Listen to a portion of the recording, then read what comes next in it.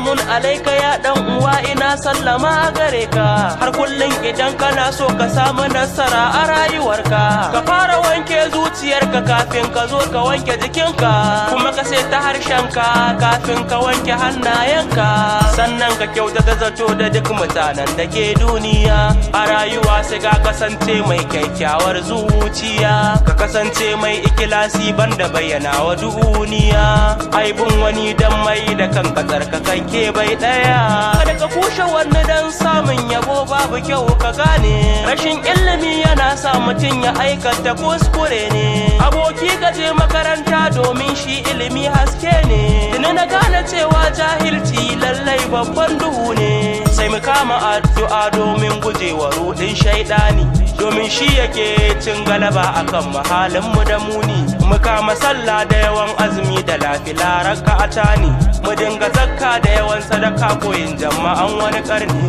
zasu ku gane halin masu kuɗi yanzu ba su taimakawa yayayensu sai mataye suke so ba su san talakawa masu kuɗin mu ni dai ina roƙo dan Allah ku yo dubawa wurin wanda bai da shi dan Allah ku ringa nuna kula kai kuma tashi ka nemi na kakar da zuciyarka ta lalace ka je kai sana'a domin tabbas gari ka tafi mutunci sana'a ta hannu ka koya dan uwa ka samu na kalace kala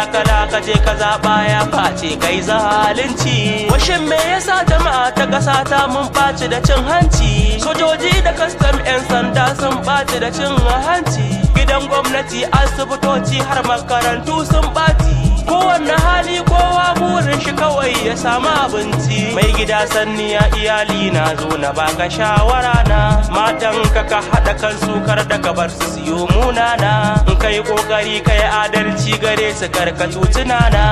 in kokaki zaka tashi ran kiyama jiki ya zagwanye uwar gida ke da amarya zan so a ce ku hada kanku ku zauna gidan mijinku ku bauta wa Allah sarkinku ku hakuri da abin da mai gida ya dauko shi ya baku uwar gida ke da amarya ko hada kan yayayanku la ta baga duka da ku yi fushi in ka annabi bawan Allah komai aka yi maka kai hakuri ka kyale akwai Allah ya san da kai kuma ya san duk abin da ruhin ka ya kulla